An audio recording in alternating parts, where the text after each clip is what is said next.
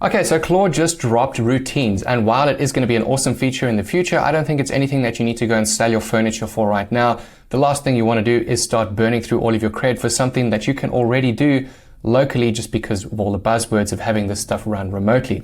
So we're going to cover this a little bit, and then I'm going to focus on limitations in this video because I've seen some other videos out there where people are saying, oh, I migrated this and that for my business, and it clearly shows that you're probably not running your business properly if you're running away getting this thing set up for yourself. So here we are in routines, and you can see that it's pretty much exactly what it sounds like. It's the thing that you would do every single day, and one of the best features about this, if we create a new routine, is going to be this API trigger, because this is something that a lot of our workflows have missed, and it will genuinely be good in the future. The problem with this though is that right now there are limitations on this. So if you're a pro user, you can only run 5 a day. If you are on Max, it's 15, and Enterprise is 25. And if you look at what you can actually do as a business with that kind of limit, it's not much. Think about it from this perspective. One of the great use cases for using this API would be, say you have a sales call and you want, as soon as that call ended, the process to kick off, goes, builds your proposal, statement of work, all of the other things that you need. This would set up a listener for you, which is amazing. But the problem is, if you are selling lower value tickets and you tend to do more sales calls in a day, if you're on a max plan and you're doing 20 sales calls a day, you can see that 5 of these would never make it through because you would be capped. So this workflow only suits very specific types of things. And that's why a lot of their marketing right now is based on things like if your system goes down or if the PR request comes through. They're all developer or cybersecurity focused at the moment because that's probably where it makes more sense. It is rare, very important events where you would want to use this thing in its current state. It is in research preview, so I'm not shitting on it for the sake of that. This is more about other people hyping this up when it has nowhere near hype levels yet, because it is still being built. But there are more things to think about, and we can have a quick walkthrough through this thing. So obviously here, this is where we would set up our routine, the name, and then here is your prompt. This is where you will tell Claude what you want to achieve in this session.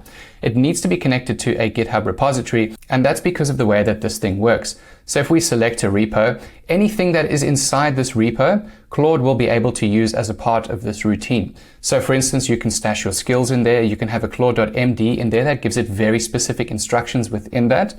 And that will all take that into context as a part of that run. You would then need to just give a description of what you want this thing to do, or perhaps take out of your repo as a part of this task that it is about to run. Then you can choose your model over here, pretty straightforward. And over here is where you create environments. And unlike managed agents right now, which has a little bit more functionality, this is a lot more limited. So you can see here you have name and then network access. Again, this is important if you're trying to run isolated routines where you need specific network access versus other ones where you might want full access. That obviously comes down to your security needs and whatever it is that this routine is doing. Then next up, environmental variables, and this is where we have another limitation over here. So if you see in env format, these are visible to anyone using this environment. Don't add secrets or credentials. Now obviously if you're a solopreneur and this is all your stuff, that doesn't matter. You can add your credentials and things like that in here. And that's probably one of the only ways to do it at the moment, because traditionally, you would keep your things in a .env file, but when we are using Git, we never want to commit this file up to Git for security reasons. So technically, you could stash this in your repo, but that would be terrible practice because then it lives in a GitHub repo. So you wouldn't want to do that from a security perspective. And equally here, if you had multiple people using this type of thing, they would be able to see all of your secrets and credentials. So that's why they give you this warning over here. There are other ways around that, but I don't need to go into that in this video because obviously they're going to expand on this probably in the next week or so. But once you have set this thing up, then you would just click create environment, and that would be your specific environment. Then next on, we get onto triggers, and I think this is where more of the value comes in, but a lot of people didn't know that you could already schedule cloud tasks from Claude Code. They just ran in a different way compared to how more user-friendly this way is now. So a scheduled task is exactly what it sounds like, and this thing can either run remotely or local, as you already know with cowork and other things. We've had local schedules for a while now. Then you can also have a GitHub event, and this is really useful, obviously, if you're on a dev team, because you can have PR opened, merged, release published, and you can filter on a few different things that you might need and have this as your baseline trigger. But I think most people and businesses out there are going to be focusing on this API thing, because what it's doing here is essentially creating a cloud-hosted listener for you as a part of your workflow. Like I mentioned with the call earlier, where we need something listening for that call to be finished to then get sent this token over here to our system so that we can then get our proposal built. This would be where most of the value is, and this is where most of the people are saying that this thing's going to kill N8N and all of that kind of stuff, because this was one of its high value pieces that we've been missing from Claude as a whole. There are obviously other solutions out there that did cater for this already, but Claude's trying to keep everyone in-house. That's obviously where they're going. They're trying to beat all of the competition in many different domains.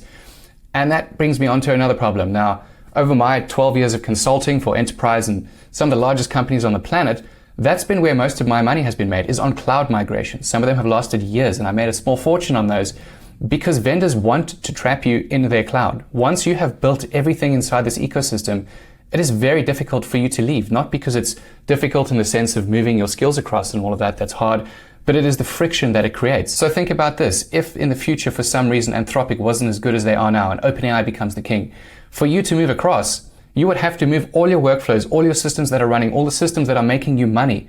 You would have to then say, maybe I shouldn't do this. Maybe it's not the best business decision. And that little amount of friction is exactly what vendors want, because that's what keeps you paying them instead of someone else. There's nothing wrong with that if the product is awesome, but it is something that you need to think about before you go and entirely lock yourself in for things that you might not really need. I think this product will be awesome down the line, but you should factor that kind of stuff in. And you can do most of the stuff locally. So like I said, scheduled tasks, they already exist. If your server is always on, it has backups, you have cloud sync, whatever else you need to make sure your redundancy is taken care of, you can lock that down a lot more. You have more confidentiality for the things that obviously don't go through Anthropic. But more importantly, you can create your own listener. It's not like this is a massive technical build. It's just something you would need to host yourself. So all of this can be done, and because Claude can do this for you, you can do it quite easily. And that's why I put the brakes on this type of thing, because one, it's in research preview, and even when it does get better, how much of this functionality do you actually need? The easiest way to think about this is to ask yourself, what business problem am I trying to solve by using this? That will identify if you actually have a redundancy problem, or your server is unreliable, or you don't even have something that you can keep on all the time.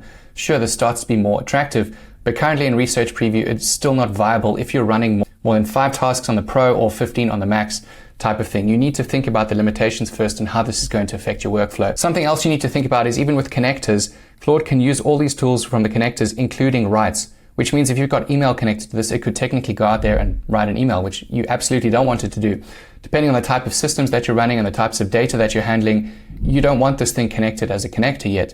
This again will probably be flushed out in the next week or so when they actually build the functionality properly and give you more granular permissions. But right now, again, I would not use this for anything. And that's why I just put the handbrake on this type of thing. Walk everybody through this, put some common sense into your brains over those hype channels over there, because they're going to make you think that you need to migrate all of this stuff when you absolutely do not, if your business is already working perfectly fine. I think the value here is definitely in the long-term play. This video is about not doing anything just yet unless you absolutely have to, because there was something you were critically waiting for in order to make a workflow possible for you. But otherwise, pause until this thing gets refined. They fix some of the security issues, like not being able to store credentials in a vault and not being able to have read-only access for specific tools, and then start to look at this once the limits get removed and other things like that. So I hope this quick video was helpful. If you have any questions, leave them in the comments below. Otherwise, check out the videos on the screen right now, where I'll show you how to build some really useful things with Claude. I'll see you guys in the next one. Thanks for watching.